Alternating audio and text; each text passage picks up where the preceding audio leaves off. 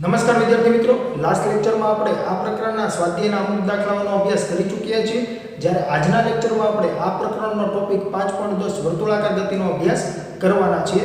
તો વિદ્યાર્થી મિત્રો, જ્યારે આપણે પ્રકરણ 4 નો અભ્યાસ કરી રહ્યા હતા સમતલમાં ગતિ, ત્યારે આપણે નિયમિત વર્તુળાકાર ગતિનો અભ્યાસ કરેલો હતો. જ્યાં મેં તમને કીધેલું કે કોઈ કણ અથવા તો કે કોઈ પદાર્થ અચળ ઝડપથી વર્તુળ ગતિ કરતો હશે તો તે નિયમિત વર્તુળાકાર ગતિ કરે છે તેમ કહેવાય. જે દરમિયાન મેં તમને કીધેલું કે જો કોઈ વર્તુળ આવી રીતે હોય અને તેનું કેન્દ્ર જે છે તે O હોય,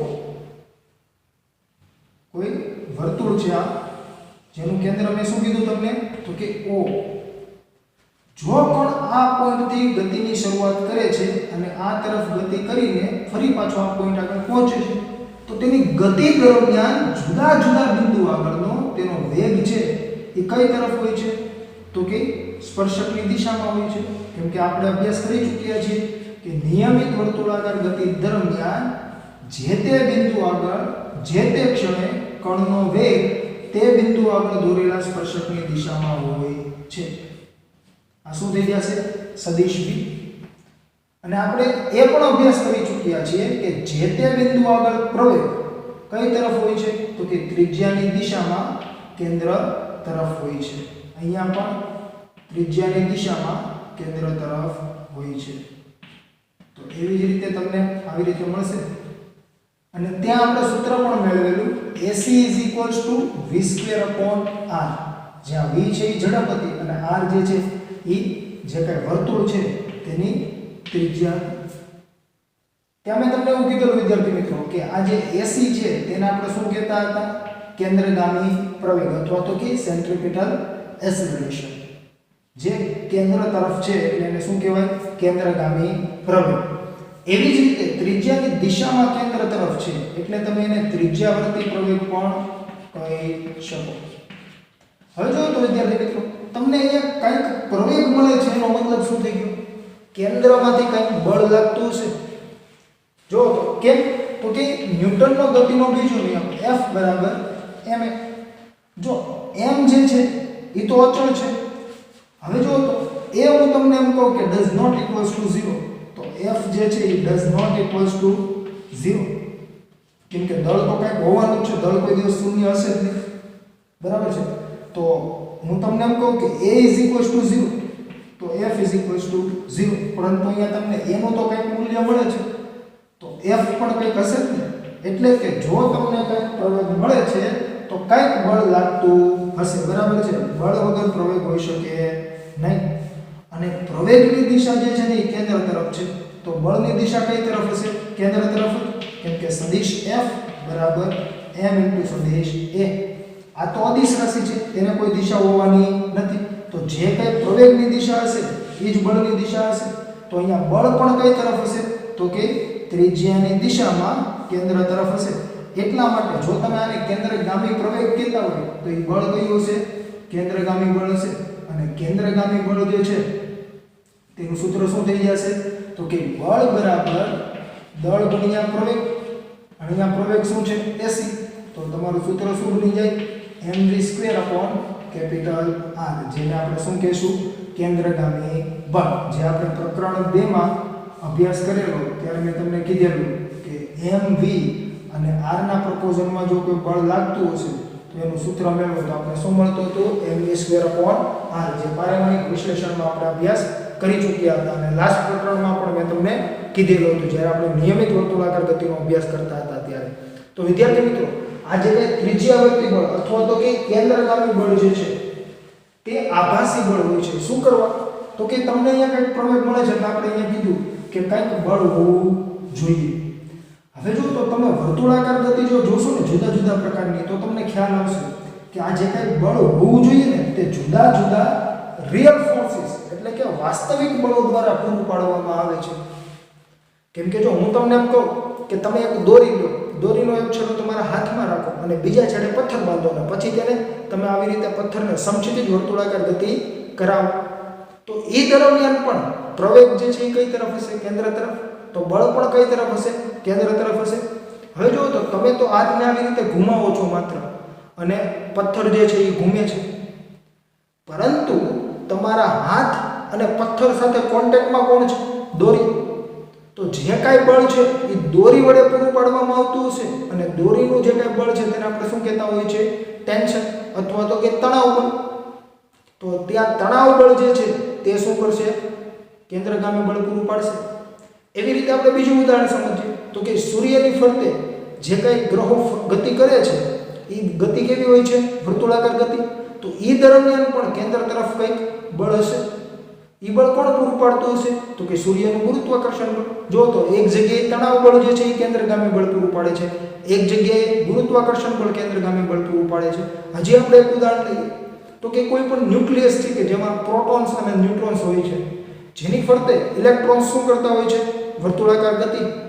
તો જો તો એ પણ વર્તુળાકાર ગતિ દરમિયાન કંઈક કેન્દ્રમાંથી બળ લાગતું હશે, જે કોણ પૂરું પાડતું હશે? તો કે પ્રોટોન અને ઇલેક્ટ્રોન જે વિજાતીય વિદ્યુત ભારો છે તેમના વચ્ચે લાગતું વિદ્યુત બળ અથવા તો કે કુલંબ બળ જે છે તે ત્યાં કેન્દ્રગામી બળ પૂરું પાડતું હશે. એટલે વિદ્યાર્થી મિત્રો ખાસ સમજો, કેન્દ્રગામી બળ જે છે તે આભાસી બળ છે જે કોઈ પણ વાસ્તવિક બળ દ્વારા પૂરું પાડવામાં આવતું હોય છે. તો આ વાત થઈ વર્તુળાકાર ગતિની. અને તમને આ ટોપિક જે આપેલો છે તેમાં બે સૂત્રોની તારવણી આપેલી છે જે પરીક્ષાની દ્રષ્ટિએ ખૂબ જ મહત્વના છે અને જે તમારે યાદ રાખવાના થતા હોય છે અને જે અવારનવાર પરીક્ષાઓમાં પૂછાતા પણ હોય છે. તેમાંનું એક છે સમતલ વક્રાકાર રસ્તા પર વાહનની મહત્તમ સલામત ઝડપનું સૂત્ર મેળવો. તો અહીંયા જે મેં વક્રાકાર લખેલું છે એનો મતલબ શું છે? વર્તુળાકાર, બરાબર છે. અને બીજું જે કઈ સૂત્રની તારવણી છે એ છે ઢોળાવવાળા વક્રાકાર રસ્તા પર વાહનની મહત્તમ સલામત ઝડપનું સૂત્ર મેળવો. તો આ જે કઈ બે પ્રશ્નો છે તે બે પ્રશ્નો અને ત્યારબાદ ઓપ્ટિમમ ઝડપ, બરાબર છે, જ્યારે એકદમ લીસી સપાટી હશે, ઘર્ષણ રહિત, ત્યારે જે કઈ ઝડપનું સૂત્ર મળે છે તેને આપણે ઓપ્ટિમમ ઝડપનું સૂત્ર કહેતા હોય છે. તો આ ત્રણ પ્રશ્નો બનશે કુલ, જે પૈકી તમારા જે બે પ્રશ્નો મેં તમને કીધા સમતલ વર્તુળાકાર રસ્તા માટે અને ઢોળાવવાળા વર્તુળાકાર રસ્તા માટે વાહનની મહત્તમ સલામત ઝડપનું સૂત્ર એ તમારે ખાસ યાદ રાખવાના છે, જે તમને 3 માર્ક્સ અને 4 માર્ક્સમાં પૂછાતા હોય છે. તો હવે આપણે તે જોઈએ. તો જો વિદ્યાર્થી મિત્રો મેં અહીંયા કોઈ વર્તુળાકાર રસ્તો ડ્રો કરેલો છે, જે કન્ડિશન ફિક્સ છે. કેવો હોવો જોઈએ? સમતલ હોવો જોઈએ. એટલે કે જે રસ્તો છે ને એ સપાટ હશે. કેમ કે જો હું તમને એમ કહું કે આ ડસ્ટર છે, આની સરફેસ કેવી છે? સમતલ છે. એટલે આ જે કાંઈ વર્તુળાકાર રસ્તો બને, સમજી લો કે અહીંયા કોઈ આવી રીતે રસ્તો હોય, અહીંયા કોઈ ટર્ન છે આવી રીતે, તો આ જે કાંઈ વર્તુળાકાર રસ્તો બને કેવો કહેવાય? સમતલ. પરંતુ જો આ ડસ્ટર આવી રીતે હોય ત્રાસું અને તમારો રસ્તો આવી રીતે હોય તો તમે શું કહી શકો? ઢોળાવવાળો અથવા તો કે ઢાળવાળો રસ્તો કહી શકો, બરાબર. તો અત્યારે આપણે સમતલ રસ્તાની વાત કરીએ છીએ. તો સમતલ રસ્તા પર હું તમને એમ કહું કે કોઈ વાહન છે એ વર્તુળાકાર ગતિ કરે છે. જો મેં અહીંયા ગતિની દિશા દર્શાવેલી છે, તો વર્તુળાકાર ગતિ થતી હોય તો વર્તુળ જે કાંઈ રચાતું હશે, બરાબર છે, એની કંઈક ત્રિજ્યા હશે, જે મેં અહીંયા કેપિટલ R દર્શાવેલી છે. અને એ દરમિયાન પ્રવેગ કઈ તરફ હશે? કેન્દ્ર તરફ, જે આપણે શું કહેતા હોઈએ છીએ? કેન્દ્રગામી પ્રવેગ. AC = v²/r.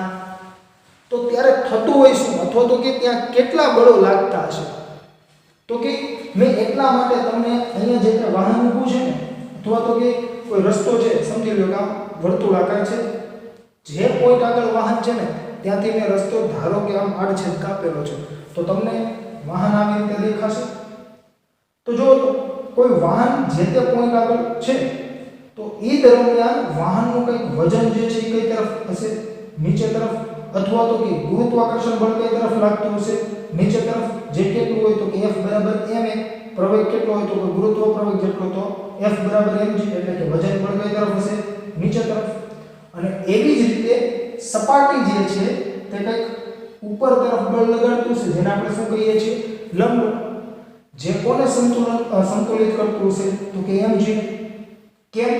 તો કે તમે જ્યારે સમતલ વક્રાકાર રસ્તા પર ગતિ કરી રહ્યા છો અથવા કે કોઈ પણ પ્રકારના આપણે રસ્તા પર ગતિ કરતા હોય ત્યારે કાર કોઈ દિવસ આમ હવામાં ઉડવા માંડે અથવા જમીનની અંદર જતી રહે એવું થતું નથી. એટલે કે ઉધ્વ દિશામાં કોઈ ગતિ થતી હોતી નથી. તો જો ઉધ્વ દિશામાં કોઈ ગતિ નથી થતી એનો મતલબ શું થઈ ગયું?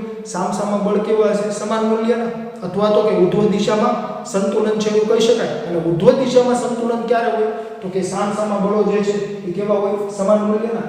એટલે કાર અહીંયા ઉપર નીચે કઈ ગતિ કરતી નથી. તો જે કાંઈ વજન બળ જે છે તેને સંતુલન કરતું કંઈક બળ હશે જેને આપણે શું કહીએ છીએ લંબ બળ કહીએ છીએ તો વજન બળ અને લંબ બળ જે છે એ સમાન મૂલ્યના થઈ જશે કેમ કે ઉર્ધ્વ દિશામાં કારને કોઈ પ્રવેગ છે નહીં અથવા તો કે કોઈ ગતિ થતી નથી તો જો તો વિદ્યાર્થી મિત્રો ઈ તો નથી થતું પરંતુ આપણે એ ખાસ ખબર છે કે જ્યારે કોઈ રસ્તા પર કાર ગતિ કરતી હોય ત્યારે રસ્તા અને કારના ટાયર વચ્ચે કંઈક ઘર્ષણ બળ લાગે છે તો જો તો ઈ જે કંઈક ઘર્ષણ બળ હશે ઈ કઈ તરફ હશે જ્યારે વર્તુળાકાર ગતિ થતી હશે ત્યારે તો કે એ ઘર્ષણ બળ જે છે ને એ હંમેશા આપણને ખબર જ છે કે રસ્તા અને ટાયરની જે કંઈ સંપર્ક સપાટી છે ને એને સમાંતર જ હોય તો અહીંયા જો તો મેં અહીંયા તમને આ તરફ ઘર્ષણ બળ દર્શાવેલું છે કેમ આ તરફ દર્શાવેલું છે તો કે ઈ તરફ જ મળે એનું કારણ છે જો વર્તુળાકાર ગતિ થાય છે સમજજો હવે ખાસ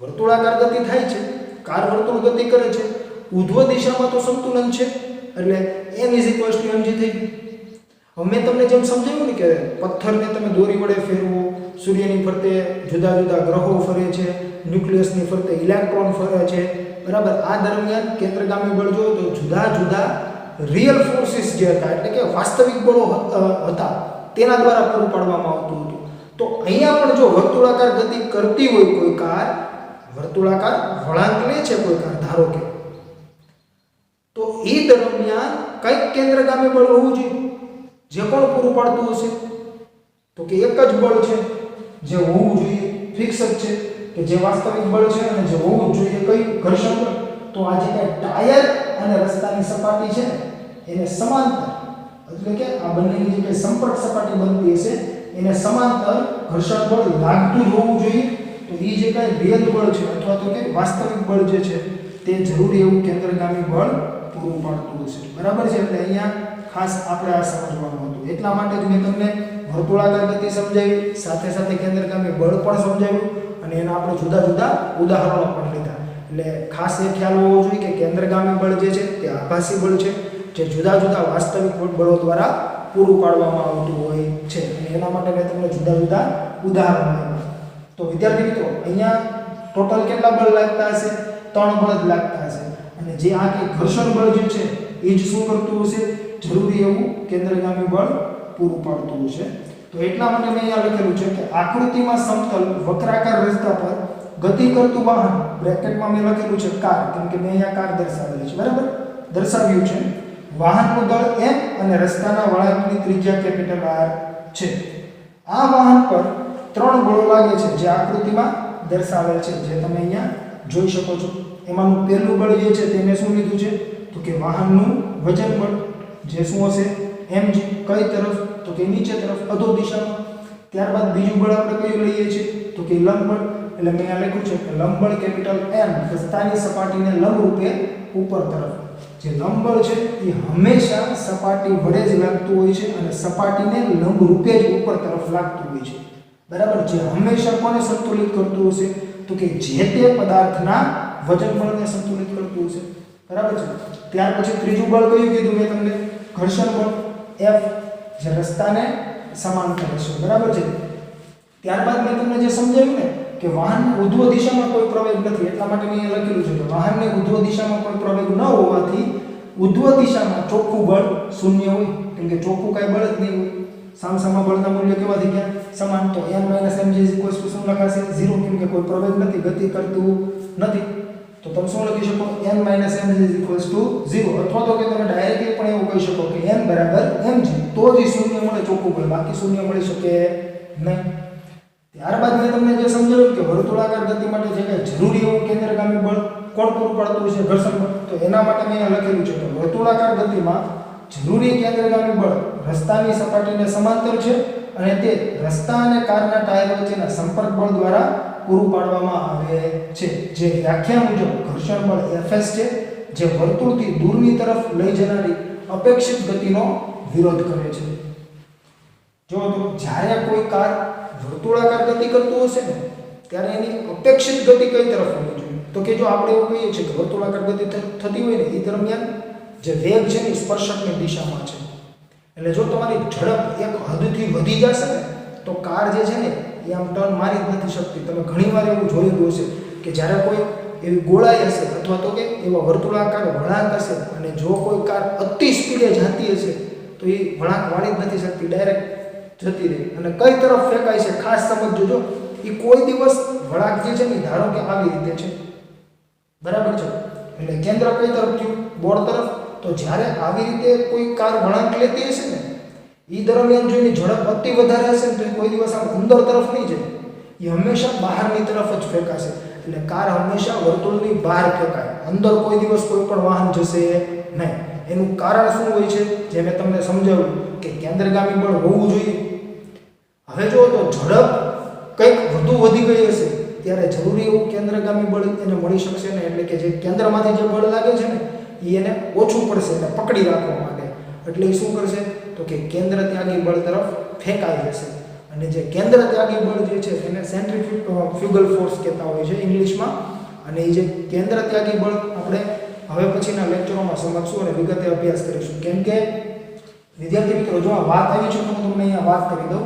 ન્યૂટનના ગતિના જે કંઈ નિયમો છે ને એ માત્ર જડત્વીય નિર્દેશ ફ્રેમ માટે જ સાચા છે. અજડત્વીય નિર્દેશ ફ્રેમ માટે ન્યૂટનના ગતિના નિયમોનો તમે ઉપયોગ કરી શકો નહીં, બરાબર છે. અને તમને જે કાંઈ અહીંયા પ્રકરણમાં જે કાંઈ ચર્ચા કરેલી છે ને ઝડત્વીય નિર્દેશ ફ્રેમને આધારિત કરેલી છે, અજડત્વીય નિર્દેશ ફ્રેમને આધારે કરેલી નથી, બરાબર છે. અને એ બંનેમાં કઈ રીતે ફેરફાર થતા હોય છે, શું હોય છે, જે આપણે વિગતે એક્સ્ટ્રા એક્ઝામ્પલ પણ કરીશું અને આ ટોપિક પણ સમજીશું, બરાબર છે. સેન્ટ્રીફ્યુગલ ફોર્સ શું છે, કેન્દ્ર ત્યાગી બળ શું છે અને એ શું કરવા અને કઈ રીતે લાગતું હોય છે. એટલે એ તમે અઝડપીય નિર્દેશ ફ્રેમની વાત કરતા હોય ને તો જ તમને મળે, બાકી ઝડપીય નિર્દેશ ફ્રેમમાં મળશે નહીં. કેમ કે ઝડપીય નિર્દેશ ફ્રેમ આપણે કોને કહેતા હોય ને અઝડપીય નિર્દેશ ફ્રેમ કોને કહેતા હોય? તો કે મેં તમને કીધેલું કે જ્યાં ન્યૂટનના ગતિના નિયમનું પાલન થતું છે એને ઝડપીય કહીએ છીએ, ન્યૂટનના ગતિના નિયમનું પાલન નથી થતું એને અઝડપીય નિર્દેશ ફ્રેમ કહીએ છીએ. જ્યાં ઝડપીય નિર્દેશ ફ્રેમ છે ને ત્યાં હંમેશા જે કાંઈ પ્રવેગ હશે ને એ તમને 0 મળતો હશે, અને અઝડપીય નિર્દેશ ફ્રેમ છે ને ત્યાં પ્રવેગ કોઈ દિવસ 0 હશે નહીં, એટલે કે પ્રવેગ નોન 0 હશે. એટલે જો તમે કોઈ પ્રવેગિત નિર્દેશ ફ્રેમમાંથી કોઈ પણ વસ્તુને ઓબ્ઝર્વ કરતા હોય ને તો તમે અઝડપીય નિર્દેશ ફ્રેમમાં છો કહેવાય, અને તો તમે ન્યૂટનના ગતિના નિયમોનું કંઈ પાલન કરી શકો નહીં. કેમ કે ત્યાં ન્યૂટનના ગતિના નિયમો જે છે એ તમે આ રીતે જે કાંઈ આપણે સૂત્રની જે કાંઈ તારવણી કરીએ ને સૂત્ર પરથી જે કાંઈ દાખલાઓ સોલ્વ કરીએ છીએ ને તેના કરતાં કંઈક તમને અલગ જવાબ આપશે. એટલા માટે ન્યૂટનના ગતિના જે કંઈ નિયમો જે છે, પછી F બરાબર ma હોય, F બરાબર dp/dt હોય, બરાબર છે, આ બધા જ નિયમો ઝડપીય નિર્દેશ ફ્રેમ માટે જ સાચા ઠરે છે. અને એ ખાસ ઓબ્ઝર્વર ઉપર આધાર રાખે છે. જો ઓબ્ઝર્વર જે છે તે પ્રવેગિત નિર્દેશ ફ્રેમમાં હશે ને તો તમે આ ઉપયોગમાં ન લઈ શકો. જો એ પ્રવેગિત નિર્દેશ ફ્રેમમાં ન હોય તો તમે ઉપયોગમાં લઈ શકો. એટલે કે અચળ ઝડપથી જો ઓબ્ઝર્વર ગતિ કરતો હશે ને તો ચાલશે, પણ જો એનો વેગ સતત બદલાયા રાખતો એટલે પ્રવેગી ગતિ થઈ ગઈ ઓબ્ઝર્વરની તો એ ચાલશે નહીં, બરાબર છે. જે આપણે હવે પછીના લેક્ચરોમાં જ્યારે એક્સ્ટ્રા દાખલાઓનો અભ્યાસ કરવાના છે ત્યારે એ વિગતે ચર્ચા કરીશું, અને અત્યારે આપણે એની જરૂર નથી, બરાબર. તો આપણે અહીંયા ફરી પાછા આવી જોઈએ કે જે વ્યાખ્યા મુજબ શું હોવું જોઈએ? ઘર્ષણ બળ હોવું જોઈએ. મેં તમને સમજાવ્યું કે વર્તુળાકાર ગતિમાં જરૂરી કેન્દ્રગામી બળ રસ્તાની સપાટીને સમાંતર છે અને તે રસ્તા અને કારના ટાયર વચ્ચેના સંપર્ક બળ દ્વારા પૂરું પાડવામાં આવે છે. જે વ્યાખ્યા મુજબ ઘર્ષણ બળ Fs છે, જે વર્તુળથી દૂરની તરફ લઈ જનારી અપેક્ષિત ગતિનો વિરોધ કરે છે. મેં તમને કીધું ને વાહન ફેંકાઈ જાય, બરાબર છે. તો જો ફેંકાતું નથી એનો મતલબ શું થયો? તો કે કેન્દ્રમાંથી કંઈક બળ એને પકડી રાખે છે, અને અહીંયા એ બળ કોણ કયું છે? તો કે ઘર્ષણ બળ છે. તો ઘર્ષણ બળ જો એ હોય તો તમે એવું કહી શકો ને કે કેન્દ્રગામી બળ બરાબર ઘર્ષણ બળ. મેં કીધું ને તમને અહીંયા કે ઘર્ષણ બળ જ જરૂરી એવું કેન્દ્રગામી બળ પૂરું પાડે છે.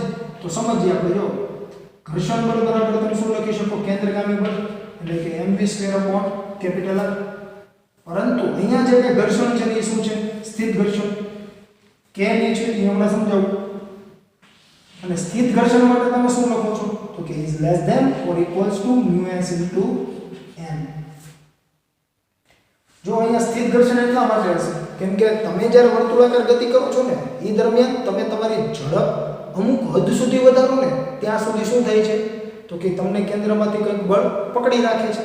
તો એનો મતલબ એવું થયો ને તો કે ઘર્ષણ એ કંઈક વધતું હશે. તો એ સ્થિત ઘર્ષણ જ એવું છે કે જે વધ્યા રાખશે અમુક હદ સુધી, અને એ હદ કરતાં જ્યારે તમારી ઝડપ વધી જશે ને ત્યારે શું થશે તો કે તમને એ કેન્દ્રની બહાર વર્તુળની બહાર ફેંકી દેશે. તો એટલા માટે અહીંયા ખાસ સમજવું કે આ બળ જે છે ઘર્ષણ બળ તે કયું હશે તો કે સ્થિત ઘર્ષણ બળ હશે, જે less than or equals to μs into m હોય. એટલા માટે મેં અહીંયા લખેલું છે કે mv²/R is equal to fs is less than or equals to μs into m. ત્યારબાદ મેં તમને જે હમણાં સમજાવ્યું કે જેમ જેમ વાહનની ઝડપ વધે તેમ તેમ જરૂરી કેન્દ્રગામી બળ વધતું જશે અને તેને અનુરૂપ ઘર્ષણ બળ પણ વધતું જશે. ઝડપ વધે તો કેન્દ્રગામી બળ વધવું જોઈએ. તો કેન્દ્રગામી બળ કોણ પૂરું પાડે છે? ઘર્ષણ. તો જો કેન્દ્રગામી બળ વધવું જોઈએ એનો મતલબ એવું થયું કે ઘર્ષણ બળ વધવું જોઈએ. ક્યાં સુધી વધશે તો કે fs મેક્સિમમ સુધી. અને જ્યારે fs મેક્સિમમ છે ત્યારની જે કઈ ઝડપ હશે ને મહત્તમ સલામત ઝડપ કહેવાશે. કેમ કે ત્યાર પછી જો સેજે ઝડપ વધશે ને તો હવે સ્થિર ઘર્ષણનું મૂલ્ય વધવાનું નથી. કેમ કે fs મેક્સિમમ એટલે શું થઈ ગયું? મહત્તમ સ્થિર ઘર્ષણ. તો ત્યાર પછી શું થશે તો કે કાર વર્તુળની બહાર ફેંકાઈ જશે. એટલા માટે અહીંયા લખ્યું છે કે જ્યારે fs મેક્સિમમ થશે ત્યારે વાહન રસ્તા પર મહત્તમ સલામત ઝડપથી ગતિ કરશે. તો fs maximum is equals to mv² max upon r. જો મેં આવું શું કરવા લખ્યું તો એ સમજાવું તમને. તો કે જો તો અહીંયા fs is equals to mv² upon r આપણે લખીએ છીએ અને fs જે છે ને એ less than or equals to μs into n મેં તમને કીધું. તો fs જ્યારે મેક્સિમમ હશે ને ત્યારે આ પણ મેક્સિમમ હશે. કેમ કે આપણે એવું કહીએ છીએ ઘર્ષણ બળ અને કેન્દ્રગામી બળ બે એક જ છે. કેમ કે કેન્દ્રગામી બળ જે છે એ ઘર્ષણ બળ દ્વારા જ પૂરું પાડવામાં આવે છે. તો આ મહત્તમ થાય છે એનો મતલબ એવો થયો કે આ બળ પણ મહત્તમ થાય. તો આ બળમાં ત્રણ રાશિ છે. એમાંથી રેડિયસ જે છે ત્રિજ્યા એનું મૂલ્ય તો અચળ, દળ પણ અચળ હશે, તો વિધું પણ હશે તો કે ઝડપ. એટલે જે fs મેક્સિમમ હશે ને તો ઝડપ પણ શું હશે? મેક્સિમમ હશે. એટલે mv² max divide by r. હવે જો તો fs મેક્સિમમ હોય ને ત્યારે તમે directly is equals to μs into n લખી શકો. કેમ કે આપણે અભ્યાસ કરી ચૂક્યા છીએ fs is less than or equals to μs into n, but fs max is equals to μs into n. તો fs મેક્સિમમ માટે તમે μs into n લખી શકો અને આ જે છે એ m. હવે n બરાબર તો mg છે. તો n ની જગ્યાએ આપણે શું મૂકી દઈએ? mg. અને જમણી બાજુ m, બંને બાજુથી mm કેન્સલ. તો વધશે શું તો કે μs into g is equals to vmax square divided by capital R. તો તમારે જોઈએ છે શું? આ મહત્તમ સલામત ઝડપ જ ને તો એને તમે કરતા બનાવો તો v² max is equals to r છે આ સાઈડ આવતા રહેશે એટલે μs into gr અથવા μs into rg વર્ગ કાઢી નાખો તો જમણી બાજુ શું થઈ જશે? વર્ગમૂળ. એટલા માટે આપણે મહત્તમ સલામત ઝડપ શું મળશે તો કે √μs into rg. કોના માટે તો કે જ્યારે રસ્તો જે છે એ સમતલ વર્તુળાકાર હોય ત્યાં. બરાબર છે. અને ખાસ જોવો તો ત્યાં જે મહત્તમ સલામત ઝડપ છે એ વાહનની દળ પર આધારિત છે તો કે નહીં. કેમ તો કે સૂત્રમાં કે વાહનનું દળ આવતું નથી. મહત્તમ સલામત ઝડપ છે તે માત્ર ને માત્ર સ્થિત ઘર્ષણાંક અને વર્તુળની જે કઈ ત્રિજ્યા છે ને તેના પર જ આધારિત છે તેવું કહી શકાય. બરાબર છે. હવે ત્યાં જોવો તો અને એ ગુરુત્વ પ્રવેગ છે. બરાબર. તો જે કઈ વર્તુળ હશે ને એ જેવું નાનું મોટું ને એ પ્રમાણે તમારે ઝડપ રાખવી પડશે. અને આપણે જાણીએ પણ છીએ એકદમ શોર્ટ વળાંકો એટલે કે જો વર્તુળ નાનું બનતું હોય તો અને વર્તુળ મોટું બનતું હોય તો આપણે ઝડપમાં કઈ રીતે ફેરફાર કરતા હોઈએ છીએ. અને તમે એ પણ જાણો છો કે એકદમ સીધો રસ્તો હશે ને તો આપણે કાર મન ફાવે એટલી ઝડપે ચલાવતા હોય. પરંતુ જો વળાંક આવશે ને એટલે આપણે કાર શું કરવી પડે છે? ધીમી કરવી પડે છે. કેમ કે આપણે જાણીએ છીએ કે જો ધીમી નહીં કરીએ ને તો એક્સિડન્ટ થવાનું જ છે. અથવા તો કે આઉટ ઓફ કંટ્રોલ થઈને કોઈ સામું નહીં હોય તો શું થશે? ક્યાંક પડશો તમે.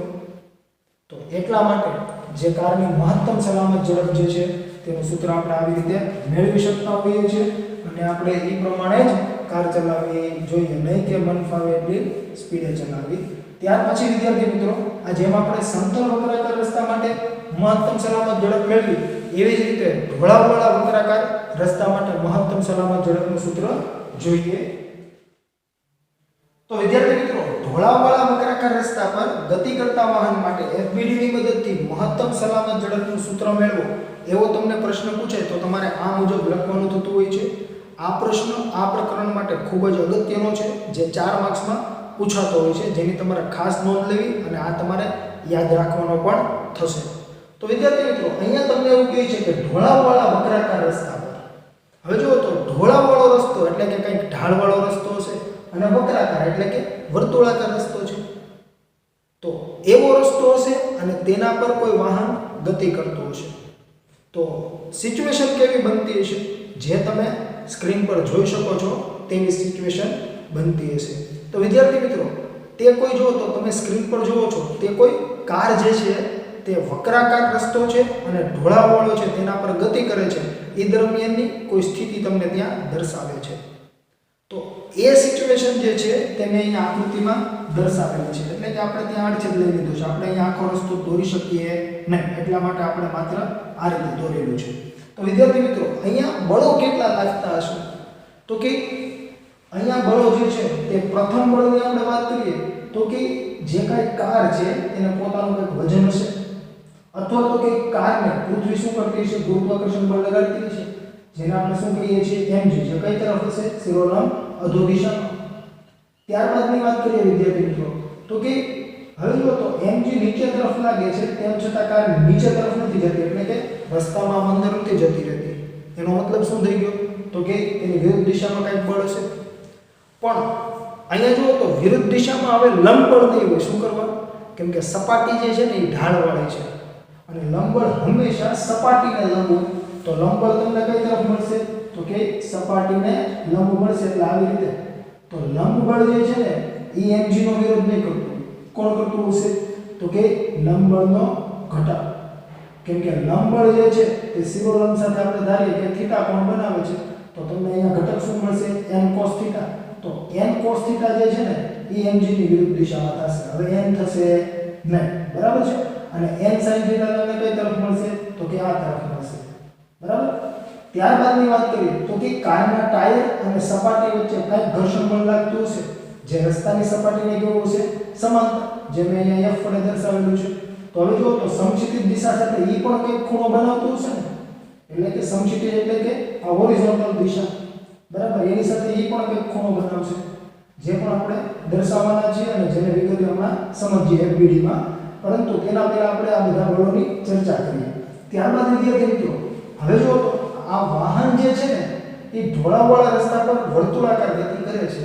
તો વર્તુળાકાર ગતિ થતી હશે ને તો કઈક કેન્દ્રગામી પ્રવેગ હશે, અને કેન્દ્રગામી પ્રવેગ કઈ તરફ હોય, હંમેશને માટે કેન્દ્રગામી પ્રવેગ કેન્દ્ર તરફ જ હોય, જેને અહીંયા દર્શાવેલું છે, જે ખાસ તમારે સમજવું. અહીંયા જો તમને એવું ન થાય કે કેન્દ્ર જે છે ને એ નીચે તરફ હશે, નીચે તરફ ન હોય, કેન્દ્ર અહીંયા જ.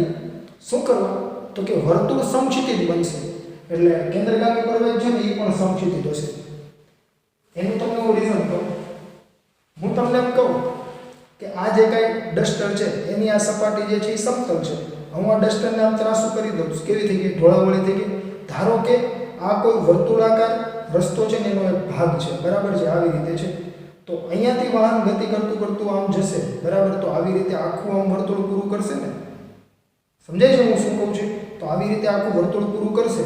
તો જો તો એ તો એક હાઈટ પર વર્તુળ પૂરું થાય છે ને, તો આ વર્તુળનું કેન્દ્ર ક્યાં હશે તો કે આ તરફ, આમ નીચે તરફ ન હોય, બરાબર. કઈ તરફ હોય તો કે આ તરફ, સમક્ષિતિજ થશે. તો એટલા માટે મેં અહીંયા કેન્દ્રગામી પ્રવેગ દર્શાવેલો છે. હવે જો તો વિદ્યાર્થી મિત્રો, તમને અહીંયા એવું કીધું છે કે FBD ની મદદથી સમજાવો, અને FBD ની મદદથી સમજાવો તો આપણે વધુ સરળ રહેતો હોય છે. એટલે જો તમને એક્ઝામમાં પૂછે તો તમે આ આકૃતિ ન ડ્રો કરો, માત્ર તમે આ આકૃતિ ડ્રો કરી નાખો તો ચાલે, બરાબર છે. જો FBD ની મદદથી એવું પૂછે તો, અને FBD એટલે કે ફ્રી બોડી ડાયાગ્રામ, જે મેં તમને સમજાવેલું કે કોઈ એક ભાગ લઈ લો આખા તંત્રનો, બરાબર છે, ને તેના પર લાગતા તમામ બાહ્ય બળો સમજાવી દો. અહીંયા આપણે ભાગ કોને કહીએ છીએ, કારને. તો મેં કારને પોઈન્ટ વડે દર્શાવી દીધી. હવે એના પરના જે કંઈ બળો છે એ બધા દર્શાવી દો. તો કયા કયા હશે તો કે મેં તમને કીધું, જો તો mg કઈ તરફ હોય, શિરોલંબ અધો દિશામાં. તો મેં અહીંયા mg દર્શાવી દીધું, કઈ તરફ, શિરોલંબ અધો દિશામાં. ત્યારબાદ મેં તમને શું કીધું તો કે સપાટી જે છે ને એ લંબ બળ લગાડતી હોય, કઈ તરફ હોય, સપાટીને લંબ. તો સપાટીને લંબ થઈ ગયો આ તરફ. જો સપાટીને લંબ છે તો એ સમક્ષિતિજ દિશામાં અને ઉધ્વ દિશામાં કંઈક તેના ઘટકો ધરાવતું હશે. તો સમક્ષિતિજ દિશાનો ઘટક n sin θ અને ઉધ્વ દિશાનો ઘટક n cos θ. કેમ કે જો તો શિરોલંબ દિશા સાથે θ કોણ બનાવે છે એટલે જેની સાથે θ બનતો હોય એ cos ઘટક હોય, જેની સાથે θ નથી બનતો અથવા તો કે કોણ નથી બનતો એ શું હોય sin ઘટક. એટલે આ શું થઈ ગયું n sin θ. હવે ત્રીજા બળની આપણે કઈ વાત કરેલી તો કે ઘર્ષણ બળ F ની વાત કરેલી. તો ઘર્ષણ બળ આ તરફ, હવે જો તો ઘર્ષણ બળ આ તરફ છે એ સમક્ષિતિજ સાથે θ કોણ બનાવે છે. તો એ સમક્ષિતિજ સાથે θ કોણ બનાવે છે તેનો સમક્ષિતિજ ઘટક જે છે એ cos થઈ જશે, cos ઘટક અથવા તો કે f cos θ થશે. અને શિરોલંબ અથવા તો કે ઉધ્વ જે છે તે શું થઈ જશે f sin θ. હવે જો મેં તમને અહીંયા જે કંઈ સમજાવ્યું ને ત્યાં મેં તમને શું કીધું હતું કેન્દ્રગામી પ્રવેગ આ તરફ હશે.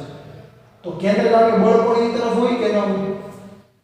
જે દિશામાં કેન્દ્રગામી પ્રવેગ હોય એ જ દિશામાં કેન્દ્રગામી બળ હોય ને.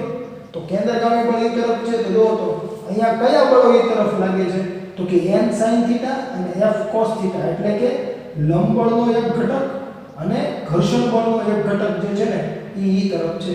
એટલે જરૂરી એવું કેન્દ્રગામી બળ અહીંયા કોણ પૂરું પાડતું છે તો કે n sin θ અને f cos θ બંને ભેગા થઈને. એટલે કે આપણે જ્યારે સમતલ વક્રાકાર રસ્તા માટે વાહનની મહત્તમ સલામત ઝડપનું સૂત્ર મેળવેલું ને ત્યારે માત્ર ઘર્ષણ બળ જ જરૂરી એવું કેન્દ્રગામી બળ પૂરું પાડતું હતું. અહીંયા જો તો કેન્દ્રગામી બળમાં હવે ઘર્ષણનો ફાળો શું થઈ ગયો ઘટી ગયો ઓટોમેટિકલી. તો એટલા માટે તમે આવી રીતે જો ઢોળાવાળો રસ્તો લ્યો ને તો થોડું ઘણું ઘર્ષણ જે છે તે પણ ઘટાડી શકો. એટલે કે ઘર્ષણ એટલું બધું જરૂરી રહેશે નહીં, વધુ મૂલ્ય. બાકી ઘર્ષણ જરૂર તો છે, એમ ના કહેતા સરે કીધું ઘર્ષણ એટલું જરૂરી નથી, જરૂરી છે પણ સમતલ વક્રાકાર રસ્તો છે ને તેના માટે જેટલું જોઈએ ને એના કરતાં થોડું ઓછું જોશે. એટલા માટે જ તમને સમતલ વક્રાકાર રસ્તા માટે જે કંઈ મહત્તમ સલામત ઝડપ મળે ને એના કરતાં અહીંયા વધુ મળશે, જે હમણાં આપણે જોઈએ. બરાબર છે? તો જો આટલા બળ થઈ ગયા તો અહીંયા તમે એવું કહી શકો ને કે કેન્દ્રગામી બળ જે જરૂરી એવું છે એ કોણ પૂરું પાડશે તો કે n sin θ અને f cos θ. એટલે કે લંબ બળનો એક ઘટક અને ઘર્ષણ બળનો એક ઘટક. ત્યારબાદની આપણે વાત કરીએ તો જો તો ઉધ્વ દિશામાં એટલે કે આ જે કઈ કાર છે એ આવી રીતે આમ વર્તુળાકાર ગતિ કરી રહી છે ઢોળાવાળા રસ્તા પર. બરાબર? એ દરમિયાન શું એ રસ્તા પર આમ ઉપર નીચે થશે એટલે કે ઉધ્વ દિશામાં ગતિ કરશે તો કે નહીં, એ માત્ર આ તરફની જ ગતિ દર્શાવે એટલે કે એને સમક્ષિતિજ ગતિ જ હશે. બરાબર છે? ઉધ્વ દિશામાં કોઈ ગતિ હશે નહીં. તો એટલા માટે આ જે કઈ m cos θ અને f sin θ અને mg જે છે એ સામસામા એકબીજાને સંતુલિત કરતા હશે. એટલે કે f sin θ અને વજન બળ mg જે છે એ બંનેનો તમે સરવાળો કરો ને જે કાંઈ મળે ને એટલું શું હોય n cos θ હોય. એટલે કે ઉપર તરફ લાગતું બળ બરાબર નીચે તરફ લાગતું બળ. કેમ કે ઉધ્વ દિશામાં કોઈ પ્રવેગ ન હોવાથી બળ જે છે પરિણામે એ તમને શું મળશે શૂન્ય મળશે. કેમ કે ચોખ્ખો પ્રવેગ કઈ છે નહીં તો લાગતું ચોખ્ખું બળ શું હોય શૂન્ય હોય, જે આપણે જાણીએ છીએ. તો એટલા માટે મેં તમને અહીંયા લખેલું છે કે આકૃતિમાં r ત્રિજ્યાનો અને સમક્ષિતિજ સાથે θ કોણ ઢોળાવવાળો રસ્તો દર્શાવ્યો છે, જેના પરથી પસાર થતું વાહન દર્શાવેલ છે. આ વાહન પર 3 બળો લાગે છે, જે આપણે આમાં સમજીએ છીએ. પહેલું બળ કયું વાહનનું વજન બળ mg અધો દિશામાં, બીજું કયું લંબ બળ કેપિટલ n રસ્તાની સપાટીને લંબરૂપે ઉપર તરફ, ત્રીજું બળ કયું તો કે ઘર્ષણ બળ f રસ્તાની સપાટીને સમાંતર. ત્યારબાદ મેં શું કીધું તો કે અહીં લંબ બળ શિરોલંબ દિશા સાથે θ કોણ અને ઘર્ષણ બળ સમક્ષિતિજ દિશા સાથે θ કોણ બનાવે છે. ત્યારબાદ જો તો વિદ્યાર્થી મિત્રો મેં અહીંયા તમને ડાયરેક્ટલી લખી દીધું છે કે આકૃતિ પરથી mg plus f sin θ is equals to n cos θ. શું કરવા તો મેં અહીંયા તમને કીધું ને કે ઉધ્વ દિશામાં કોઈ પ્રવેગ ન હોવાથી અથવા જો તમને ના ખ્યાલ આવે તો અહીં લખી દેવાનું આકૃતિ પરથી ઉધ્વ દિશામાં કોઈ પ્રવેગ ન હોવાથી n cos θ બરાબર mg plus n sin θ. કેમ કે જો તો આ બંને બળો નીચે તરફ, આ બળ ઉપર તરફ. બરાબર છે? તો આના બરાબર આ બંનેનો સરવાળો. તો આપણે એ જ કરેલું છે.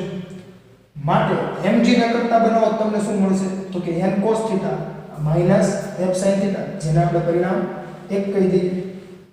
હવે મેં તમને સમજાવ્યું એ મુજબ કે લંબ બળ કેપિટલ N અને ઘર્ષણ બળ સ્મોલ f ના સમક્ષિતિજ ઘટકો જરૂરી એવું કેન્દ્રગામી બળ પૂરું પાડે છે. એટલે mv² r એટલે શું થઈ ગયું કેન્દ્રગામી બળ. એ કોણ પૂરું પાડે છે તો કે લંબ બળનો એક ઘટક અને ઘર્ષણ બળનો એક ઘટક. એટલે કેન્દ્રગામી બળ બરાબર શું લખાય તો કે n sin θ plus f cos θ. તો કેન્દ્રગામી બળ એટલે mv2/r બરાબર n sin θ plus f cos θ. જે મેં તમને અહીંયા સમજાવ્યું, જેને આપણે કહી દઈએ પરિણામ 2. હવે જો પરિણામ 2 અને પરિણામ 1 તમારી પાસે છે, તો પરિણામ 2 ભાગ્યા પરિણામ 1 કરી દેવાનું. એટલે શું કીધું મેં અહીંયા, પરિણામ 2 ને પરિણામ 1 વડે ભાગતા. તો શું થઈ જશે જો તો 2 ને 1 વડે ભાગો એટલે mm કેન્સલ, v² ના છેદમાં rg થઈ જશે. જો તો mv² છેદમાં જો તો આ mg જે છે એ આવશે, અને અહીંયા જે છેદમાં r છે એ ક્યાં જવાનો છે, અહીંયા છેદ અંશનો છેદમાં n કેન્સલ, તો શું વધશે v²/rg. તો v²/rg અને n sin θ plus f cos θ, જે તમે જોઈ શકો છો છેદમાં શું આવશે n cos θ minus f sin θ. તો વિદ્યાર્થી મિત્રો, જેમ આપણે હવે સમતલ વક્રાકારમાં સમજેલા હતા સમતલ વક્રાકાર રસ્તા માટે, એવી જ રીતે ઢોળાવવાળા વક્રાકાર રસ્તા માટે આપણે સમજીએ. જો તો લંબબળ જે છે એ ફિક્સ હોય, એ બદલાય નહીં. તો એ તો ફિક્સ થઈ ગયું છે, તો એના જે કઈ ઘટક છે એ પણ ફિક્સ હશે n sin θ. તો કેન્દ્રગામી બળ જે છે એ કઈ તરફ છે તો કે વર્તુળના કેન્દ્ર તરફ. તો જ્યારે કોઈ વાહન ગતિ કરે છે અને એની ઝડપમાં વધારો કરશે, તો કેન્દ્રમાંથી પણ બળ કંઈક વધુ જોશે, જે હમણાં આપણે ચર્ચા કરી ચૂક્યા છીએ. તો જેમ ઝડપ વધે ને એમ કેન્દ્રગામી બળ વધે. ક્યાં સુધી તો કે જ્યાં સુધી ઘર્ષણ બળ વધી શકતું હોય ત્યાં સુધી, એટલે કે Fs મેક્સિમમ તમને મળે ને ત્યારે જે કઈ ઝડપ હશે ને મહત્તમ સલામત ઝડપ કહેવાય. ત્યાર પછી જો ઝડપ વધે તો કેન્દ્રગામી બળ જે છે તે જે તે વાહનને પકડી શકતું નથી, અથવા તો કે વર્તુળાકાર ગતિ કરાવી શકતું નથી. ત્યારબાદ શું થાય તો કે કેન્દ્ર ત્યાગી બળ જે એક્ઝેક્ટ એની ઓપોઝિટ લાગતું છે, કેન્દ્રગામી બળની એક્ઝેક્ટ ઓપોઝિટ લાગતું હોય, એના લીધે એ બહાર ફેંકાઈ જશે વર્તુળને. જો હું તમને આ કારની વાત કરું ને તો અહીંયા આપણે એવું કહીએ છીએ કે કેન્દ્રગામી બળ આ તરફ હોય, તો કેન્દ્ર ત્યાગી બળ સેન્ટ્રીફ્યુગલ ફોર્સ જે છે એ આ તરફ હોય, બરાબર છે. અને તમે આપણે આ વાત કરીએ છીએ તો એક વાત આપણે એ પણ કરીએ કે તમે જો ફાસ્ટ એન્ડ ફ્યુરિયસ મૂવી જોયું હશે, જેના ઘણા બધા પાર્ટ છે. એમાં તમે ખાસ કરીને ટોક્યો ડ્રિફ્ટ, જેનો ત્રીજો પાર્ટ છે ને જોયો હોય તમને ખ્યાલ આવશે. એમાં કારને ડ્રિફ્ટ કરાવતા હોય. ડ્રિફ્ટ એટલે કે ફૂલ સ્પીડમાં આવતી હોય કાર ને પછી એને બ્રેક મારે, જેના લીધે કાર જે છે આમ ફરી જતી હોય. અથવા ઘણીવાર એવું હોય કે ફૂલ સ્પીડે આવતી કાર જે છે એકદમ યુટર્ન હોય ને એ એટલી જ સ્પીડે મારી લેતા હોય છે, પછી પાછા સીધા ગતિ કરતા કરતા જતા રહે છે. તો એ દરમિયાન શું થતું હોય તો કે કાર આવી રીતે આવે, એક્ઝેક્ટ પાછળનો ભાગ છે ને આમ ફરી જાય અને પછી કાર ફરી પાછી જતી રહે. તો એના માટે જવાબદાર જે છે તેને તમે ગતિ ઘર્ષણ પણ કહી શકો, અથવા તો કે એને સ્લાઇડિંગ ફ્રિક્શન કહી શકો. એટલે એના માટે પણ ઘર્ષણ જવાબદાર છે, કેમ કે બ્રેક મારશે ત્યારે ઘર્ષણ વધશે અને ઘર્ષણને લીધે જે ટાયર છે ને બધા ફરી જતા હોય છે, બરાબર છે. જે આપણે વિગતે પછી સમજવાના છે જ્યારે તમે હાજર થશો ને ત્યારે. કેમ કે જો કેન્દ્ર ત્યાગી બળ પછી આ સ્લાઇડિંગ ફોર્સ અને એના રિલેટેડ એક્ઝામ્પલ જે છે ને એ તમે એક્ઝેક્ટ મારી સામે અથવા તો કે અહીંયા હાજર થશો ત્યારે તમે એ એક્ઝેક્ટ સમજી શકશો. કેમ કે અત્યારે હું તમને એ સમજાવીશ ને તો તમને એમાં થોડો ઘણો પ્રોબ્લેમ રહેશે. એટલે બેટર છે કે જ્યારે તમે અહીંયા ઉપસ્થિત થાવ ત્યારે આપણે તે વિગતે ચર્ચા કરીશું. કોની તો કે કેન્દ્ર ત્યાગી બળની અને સ્લાઇડિંગ ફોર્સ જે મેં તમને કીધું ને તેની અને તેના રિલેટેડ એક્ઝામ્પલની, જે આપણે અહીંયા નથી, આપણા સિલેબસ પ્રમાણે વાત કરીએ પ્રકરણ 5માં તો નથી, પરંતુ જી માટે તે ડિસ્કશન કરવી જરૂરી છે. એટલે તે પછી આપણે જોશું જ્યારે તમે હાજર થશો ત્યારે. તો જો અહીંયા હવે આપણે મહત્તમ સ્થિત ઘર્ષણ બળ લઈશું, જે મેં તમને સમજાવ્યું મુજબ કે જ્યારે કારની ઝડપમાં વધારો થશે ત્યારે કેન્દ્રમાંથી કંઈક બળ પણ વધારવું પડશે. તો n cos આપણે જો લંબબળની વાત કરીએ તો n sin θ જે છે બરાબર છે તેની વેલ્યુ તો ફિક્સ હશે. હવે એ કઈ વધારો કરી શકશે નહીં, તો વધશે કોણ તો કે સ્થિત ઘર્ષણનું મૂલ્ય જે છે એ વધશે, તો f cos θ પણ વધશે. ક્યાં સુધી તો કે એક હદ સુધી, કે fs મેક્સિમમ મળી જાય ત્યાં સુધી વધી શકે, ત્યાર પછી વધશે નહીં, બરાબર છે. તો fs મેક્સિમમ થશે ત્યારે જે કઈ વાહનની ઝડપ હશે ને મહત્તમ સલામત ઝડપ કહેવાય. પછી મહત્તમ ઝડપ તો તમારે જેટલું લીવર દબાવો એટલી મળે, પણ સલામત ન કહેવાય, કેમ કે પછીની ઝડપમાં શું થાય બહાર ફેંકાઈ જાય, બરાબર વર્તુળની. એટલા માટે મહત્તમ સ્થિત ઘર્ષણ બળ F = μs * n માટે મળતી ઝડપ મહત્તમ સલામત ઝડપ હશે, બરાબર છે. તો તો જો તો જ્યાં જ્યાં f છે ને ત્યાં આપણે શું મૂકીશું μs n, કેમ કે આપણે શું લઈ લીધું હતું કે મહત્તમ સ્થિત ઘર્ષણ બળ, અને મહત્તમ સ્થિત ઘર્ષણ બળ હોય ત્યારે ઝડપ તમને કેવી મળવાની છે મહત્તમ, તો v છે ત્યાં શું લખશું vmax, અને જ્યાં f છે ત્યાં શું લખી દઈશું μs n. તો એટલા માટે જે અહીંયા rg જે n નો મત છે શું કરવા, તો જેને તમને સમતલ વક્રાકાર રસ્તા માટે સમજાવેલું કે r અને g છે ને એ તો અચળ છે બરાબર, એટલે એમાં કોઈ ફેરફાર ન થાય. તો ઘર્ષણ બળ વધારશો તો માત્ર ઝડપ જે છે એ મેક્સ બનશે બરાબર, એટલે ઝડપ મેક્સ હોય ત્યારે જ ઘર્ષણ મેક્સ હોય બરાબર, આ તો ફિક્સ છે. તો જ્યાં f છે ત્યાં આપણે μs n મૂકી દઈશું બંને જગ્યાએ. ત્યાર પછી શું કરવાનું છે તો કે જો તો આ પદમાંથી અને આ પદમાંથી n કોમન નીકળે, કોમન કાઢી લો, અંતર શું વધશે sin θ + μs cos θ. આ બંને પદમાંથી પણ n કોમન નીકળશે, n કોમન કાઢી લો, શું વધશે cos θ - μs sin θ. ઉપર નીચેના n કેન્સલ, તો તમને આવું મળશે sin θ + μs cos θ cos θ - μs sin θ. ડાબી બાજુ એમ છે, કાઈ કરેલું નથી, માત્ર ઉપર અને નીચેથી n જે છે કોમન કાઢી લીધા અને કેન્સલ કરી દીધા બરાબર. માટે v² મેક્સિમમ ના છેદમાં rg આપણે એમનું રાખીશું. હવે જો તો વિદ્યાર્થી મિત્રો અંશ અને છેદને હું એમ કહું કે 2 વડે ગુણો તો ચાલે કે ના ચાલે, કેમ કે જો તો 2 કેન્સલ તો એક જ આવવાનું છે, એટલે તમે કોઈ પણ પદને 1 વડે ગુણો તો કોઈ ફેરફાર થતો હોતો નથી, એટલે તમે એમાં કોઈ ફેરફાર કરેલો છે એવું કહી શકો નહીં. તો હું અહીંયા 2 વડે કે 5 વડે કે 10 વડે અંશ અને છેદને નથી ગુણતો, પરંતુ હું અંશ અને છેદને ભાગું છું, અથવા તો હું તમને એમ કહું કે અંશને 1/2 વડે ગુણીએ અને છેદને 1/2 વડે ગુણીએ. એનો મતલબ શું થઈ ગયો, 2 વડે ભાગ્યો એવું થઈ ગયું ને, અને આ બંને પણ કેન્સલ બરાબર છે. તો અહીંયા આપણે cos θ વડે ભાગીએ, પણ કન્ડિશન એક હોવી જોઈએ, cos θ ની વેલ્યુ 0 ન હોવી જોઈએ.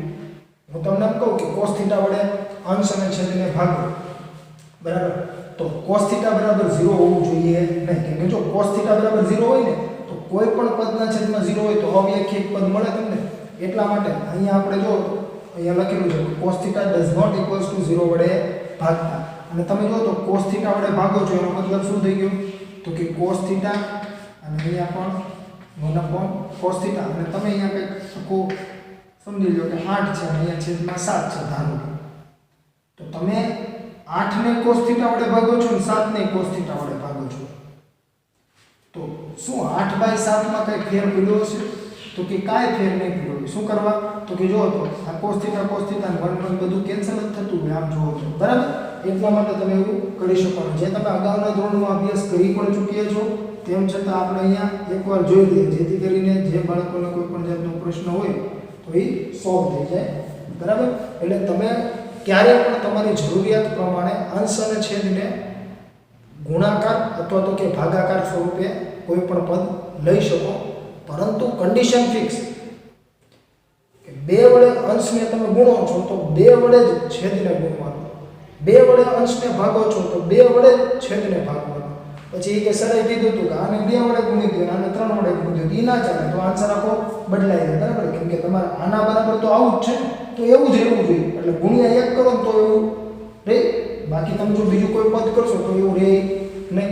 એટલા માટે આપણે સમાન ગુણાકારમાં અથવા ભાગાકારમાં પદ મૂકવાના. જે મેં શું લીધું છે cos θ, તો જો તો અંશને ભાગ્યા cos θ કરો અને છેદને ભાગ્યા cos θ કરો તો શું થાય sin ભાગ્યા cos tan θ μs n ને cos θ ભાગ્યા cos θ કેન્સલ થઈ ગયું, શું આવશે 1, cos θ ભાગ્યા cos θ શું થઈ જાય 1 માઈનસ μs n નું sin θ ભાગ્યા cos θ શું થઈ જાય tan θ.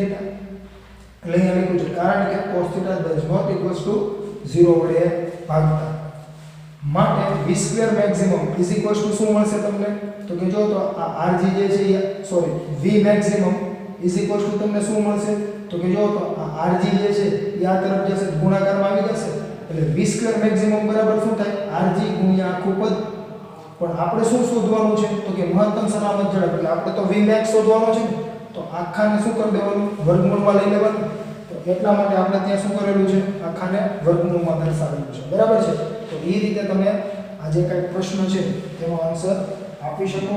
ખાસ સમજવું વિદ્યાર્થી મિત્રો, અને અહીંયા જે મેં તમને આ પદ સમજાવ્યા તેમાં પણ ખાસ ધ્યાન રાખવું. અને જો કોઈને એમાં હજુ કઈ પ્રશ્ન હોય તો શું કરવાનું? તો કે મેં તમને કીધું છે ને cos થીટા વડે ભાગતા.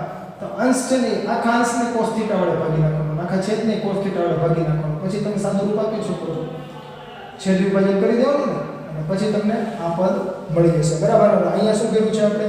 તો કે v² મેક્સિમમ ને કરતા બનાવી દીધો, એટલે rg જમણી બાજુ જતો રહેશે અને આપણે vmax શોધવો છે. તો vmax બરાબર શું થઈ જાય? તો કે જમણી બાજુનું આખું જે કાંઈ પદ છે એને વર્ગમૂળમાં લઈ લેવાનું. તો આવી રીતે તમે આ જે કાંઈ પ્રશ્ન છે તેનો આન્સર આપી શકો. અને ખાસ મેં તમને કીધું યાદ રાખજો, આ પ્રશ્ન જે છે તે ખૂબ જ મહત્વના છે. બંને પ્રશ્નો સમતલ વક્રાકાર રસ્તા પર ગતિ કરતા વાહન માટે મહત્તમ સલામત ઝડપનું સૂત્ર મેળવો અને ઢોળાવવાળા વક્રાકાર રસ્તા પર ગતિ કરતા વાહન માટે એફબીડીની મદદથી મહત્તમ સલામત ઝડપનું સૂત્ર મેળવો. જે સમતલ વક્રાકાર રસ્તો છે ને એ પ્રશ્ન લગભગ તમને 3 માર્ક્સમાં પૂછાતો હોય છે. આ પ્રશ્ન જે છે એ 4 માર્ક્સમાં પૂછાતો હોય છે. ઘણીવાર સમતલ વક્રાકાર રસ્તાવાળો પ્રશ્ન પણ તમને 4 માર્ક્સમાં પૂછી લે, પણ જનરલી 3 માર્ક્સમાં પૂછાતો હોય છે અને આ 4 માર્ક્સમાં પૂછાતો હોય છે. એટલે આ અગત્યના બંને પ્રશ્નો છે જે ખાસ તમને આવડવા જોઈએ. ત્યારબાદની વાત કરીએ વિદ્યાર્થી મિત્રો, તો કે જો આ ઢોળાવવાળો રસ્તો છે ને એ અહીંયા આપણે ઘર્ષણવાળો વાત કરેલી છે, પરંતુ જો આ ઢોળાવવાળો જ વક્રાકાર રસ્તો છે પરંતુ ઘર્ષણ ન હોય તો શું થાય? તો મહત્તમ સલામત ઝડપ મળે. કેટલી મળે? તો હવે આપણે તે જોઈએ કે કોઈ પણ ઢોળાવવાળો વક્રાકાર રસ્તો છે અને જે કેવો હશે? એકદમ લીસી સપાટી ધરાવતો, એટલે કે ઘર્ષણ રહિત હશે, તો તમને મહત્તમ સલામત ઝડપનું સૂત્ર શું મળે તે જોઈએ. તો વિદ્યાર્થી મિત્રો, જો તમારે ઢોળાવવાળા લીસા વક્રાકાર રસ્તા પરથી પસાર થતા વાહનની મહત્તમ સલામત ઝડપનું સૂત્ર મેળવવું હોય તો આપણે જે હમણાં v મેક્સિમમનું સૂત્ર મેળવેલું ને તે તમને યાદ હોવું જોઈએ. જે શું હતું? તો કે √rg µs tan θ divide by 1 µs tan θ. જે શેના માટે હતું? તો કે ઢોળાવવાળા વક્રાકાર રસ્તા પરથી પસાર થતા વાહનની મહત્તમ સલામત ઝડપ માટે હતું. આપણે જોઈએ છીએ હવે શેના માટે? તો કે ઢોળાવવાળા લીસા વક્રાકાર રસ્તા પરથી પસાર થતા વાહનની મહત્તમ સલામત ઝડપ માટે જોઈએ છે. તો જો તો આમાં અને આમાં ફેર શું? તો કે અહીંયા ઢોળાવવાળો વક્રાકાર રસ્તો હતો, જ્યારે અહીંયા શું છે? તો કે ઢોળાવવાળો લીસો વક્રાકાર રસ્તો. હવે લીસો વક્રાકાર રસ્તો એનો મતલબ શું થઈ ગયો? ઘર્ષણ હશે નહીં. જ્યારે અહીંયા કંઈ ઘર્ષણ હતું જેને આપણે ધ્યાનમાં પણ લીધેલું, અને જ્યારે ઘર્ષણ મેક્સિમમ હતું એટલે કે fs જ્યારે તમને મેક્સિમમ મળતો હતો ત્યારે જ તમને ઝડપ મેક્સિમમ મળતી હતી અને એને આધારે આપણે સૂત્ર મેળવેલું. તો હવે મેં શું કીધું? તો કે ઘર્ષણ 0 છે એટલે કે fs મેક્સિમમ બરાબર શું છે? 0. અને fs મેક્સિમમ બરાબર તમે શું કહી શકો? µs * n. તો એનો મતલબ શું થઈ ગયો? µs * n = 0. હવે µs * n = 0 ક્યારે મળે? તો કે જ્યારે µs 0 હોય, અથવા તો કે જ્યારે n 0 હોય, અથવા તો કે જ્યારે બંને 0 હોય ત્યારે જ તમને 0 મળે, બાકી મળી શકે નહીં. તો જો તો n જે છે ને એ તો લંબરૂપે લાગતું બળ હોય છે સપાટીને, જેને આપણે શું કહેતા હોઈએ છીએ? લંબ બળ. જે હંમેશા શું કરે છે? તો કે અધો દિશામાં લાગતા વજન બળને સંતુલિત કરે છે, અથવા તો કે એનો કોઈ ઘટક હશે એ હંમેશા વજન બળને સંતુલતો હશે. અને એને લીધે જ કોઈ પણ વાહન છે ને એ રસ્તામાં અંદર નથી જતું રહેતું, એટલે કે અધો દિશામાં નથી જતું રહેતું. પોતાના વજનને લીધે એ સપાટી ઉપર રહી શકે છે સ્થિર. બરાબર છે. તો એટલા માટે n જે છે એ 0 ક્યારે હશે નહીં. તો 0 શું હશે? µs હશે, તો જ ઘર્ષણ જે છે એ 0 હોય, બાકી હોઈ શકે નહીં. તો જો તો µs = તમે 0 લઈ લેશો તો v મેક્સિમમ તમને શું મળશે? તો કે v maximum = √rg * 0 + tan θ divide by 1 - 0 * tan θ. હવે જો તો 0 * તમે કંઈ પણ કરો તો શું આન્સર આવવાનો છે? 0. તો આ શું થઈ જશે? 0. 1 - 0 એટલે શું થઈ જાય? 1. અને 0 + tan θ એટલે શું લખાય? tan θ. tan θ ના છેદમાં 1 તો શું લખાશે? tan θ. કેમ કે કોઈ પણ ના છેદમાં 1 હોય એનો મતલબ શું થઈ ગયો? પોતે જ છે. કેમ કે છેદમાં 1 લખો ન લખો કાંઈ ફેર પડે નહીં. તો v મેક્સિમમ બરાબર શું મળશે? √rg * tan θ. જે તમે અહીંયા જોઈ શકો છો, મેં અહીંયા લખેલું છે. અહીં લીસા વક્રાકાર રસ્તા માટે ઘર્ષણ બળ લાગતું ન હોવાથી µs બરાબર 0 લેતા v મેક્સિમમ = √rg * tan θ. ત્યારબાદ જો તો વિદ્યાર્થી મિત્રો, મેં એક સ્ટેટમેન્ટ આપેલું છે કે આ ઝડપે જતા કેન્દ્રગામી બળ પૂરું પાડવામાં ઘર્ષણનો કોઈ ફાળો નથી. આથી ઢોળાવવાળા વક્રાકાર માર્ગ પર આ ઝડપે જતા ટાયરને લાગતો ઘસારો ન્યૂનતમ હોય છે, જેને વાહનની ઓપ્ટિમમ ઝડપ કહે છે, જેને v0 વડે દર્શાવાય છે. અને આને v0 પણ બોલાય અથવા તો કે v0 પણ બોલાય, બરાબર? એટલે આને તમે v0 પણ બોલી શકો અથવા v0 પણ કહી શકો. તો જો તો વિદ્યાર્થી મિત્રો મેં આવું શું કરવા લખેલું છે કે આ ઝડપે જતા કેન્દ્રગામી બળ પૂરું પાડવામાં ઘર્ષણનો કોઈ ફાળો નથી. કેમ? તો કે આપણે હમણાં જ ઢોળાવવાળા વક્રાકાર રસ્તા માટે મહત્તમ સલામત ઝડપનું સૂત્ર મેળવવા માટે એક FBD ડ્રો કરેલો હતો. એટલે કે જે કંઈ કાર હતી ને એને આપણે આવી રીતે દર્શાવેલી હતી, કેમ કે આપણે ફ્રી બોડી ડાયાગ્રામ ડ્રો કરતા હતા. તો mg કઈ તરફ હતું? અધો દિશામાં. ઘર્ષણ બળ કઈ તરફ હતું? તો કે સપાટીને સમાંતર. લંબ બળ કઈ તરફ હતું? તો કે સપાટીને લંબરૂપે. તો જો તો લંબ બળ જે છે એ શિરોલંબ દિશા સાથે કઈ થીટા કોણ બનાવતું હતું, જેને લીધે એક ઘટક શું મળતો હતો? n cos theta. અને બીજો સમક્ષિતિજ દિશામાંનો ઘટક શું મળતો હતો? n sin theta. એવી જ રીતે ઘર્ષણ બળ જે છે એ સમક્ષિતિજ સાથે થીટા કોણ બનાવતું હતું, એના લીધે તમને શું મળતું હતું? એક ઘટક f cos થીટા. અને અહીંયાનો ઘટક જે છે એ શું મળતો હતો? f sin theta. તો આટલા બળો લાગતા હતા. એ દરમિયાન મેં તમને કીધેલું કે કેન્દ્રગામી બળ જે છે ને એ આ તરફ હતું. એટલે n sin થીટા અને f cos થીટા જે હતા એ શું કરતા હતા?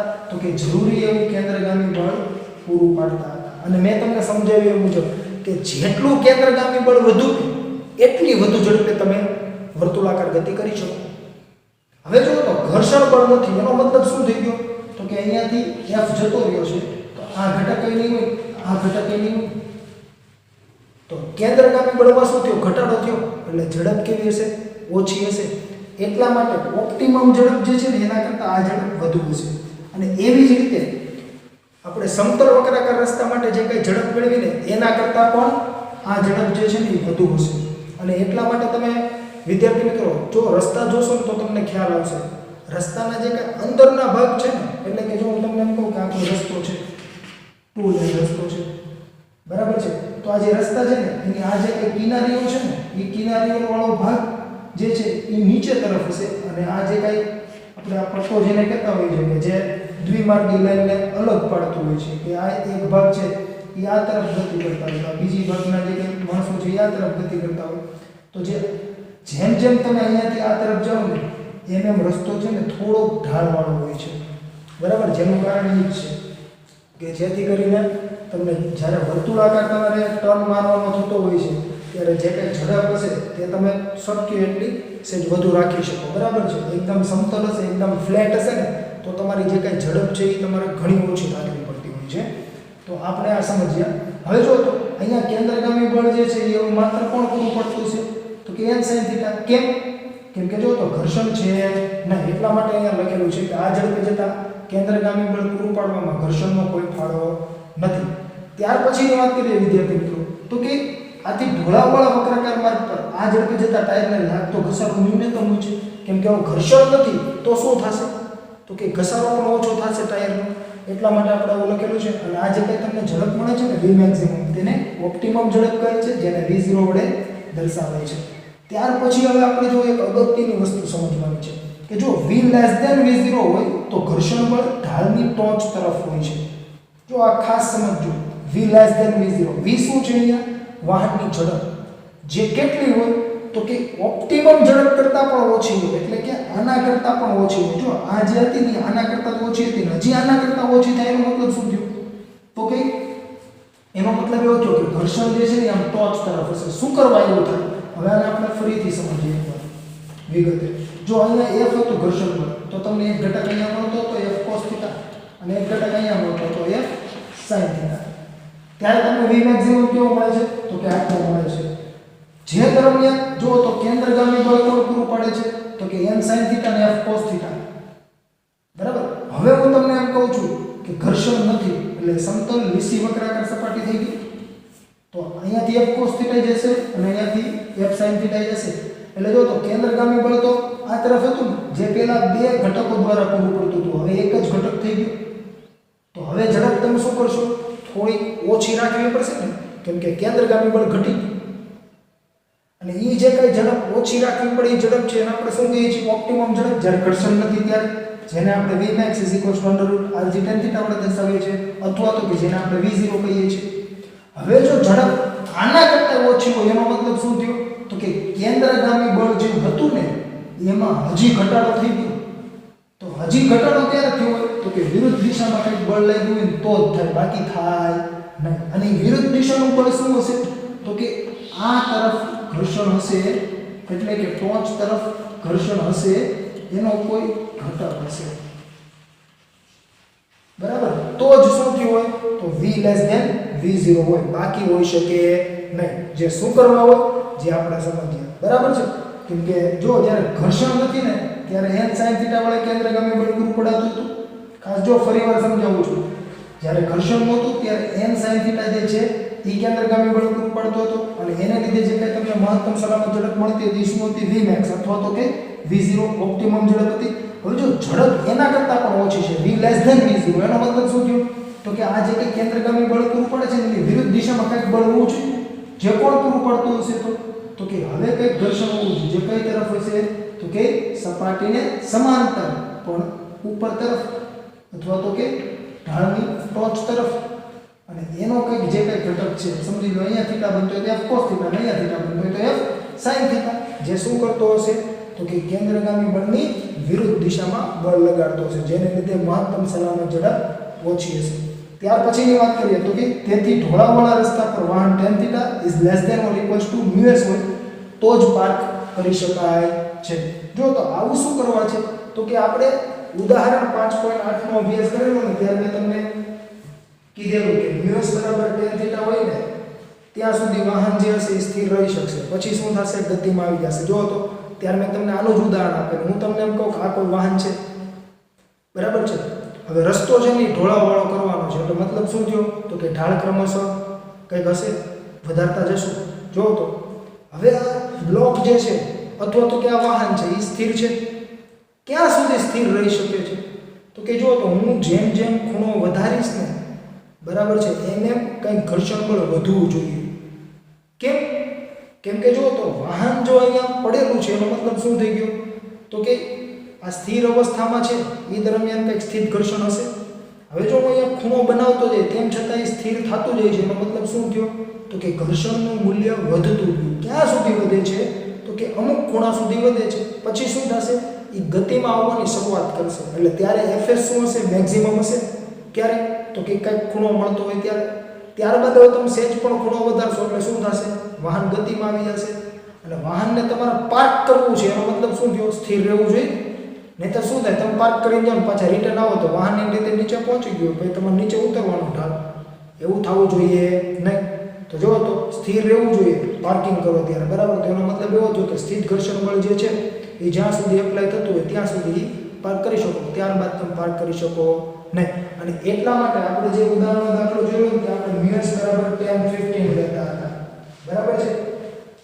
એટલે તમને જો તો અહીંયા શું કીધું છે? tan θ is less than or equals to μs. મેં કીધું ને અહીંયા જે કંઈ ઘર્ષણ બળ જે હશે, બરાબર, આધારિત કોના ઉપર હશે? તો કે કોણ ઉપર.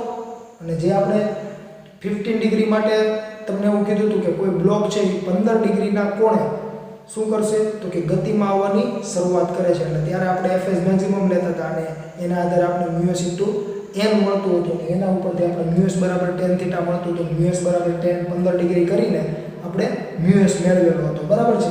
તો જો હું તમને એમ કહું કે ખૂણો જે છે એ સમજી લો, આપણે એ ઉદાહરણ માટે જ સમજીએ છીએ. જો 15 કરતાં નાનો ખૂણો હોત તો 15 કરતાં નાનો ખૂણો હોત તો ઘર્ષણ ઓછું હોત અને બ્લોક સ્થિર હોત. તમે બ્લોક જે છે અથવા તો કે જે વાહન છે એ ગતિમાં ક્યારે આવે છે? તો કે 15 કરતાં ખૂણો વધે ત્યારે, બરાબર છે? એટલે જે કંઈ ઘર્ષણ જે છે fs, બરાબર છે, એ ક્યાં સુધી હશે?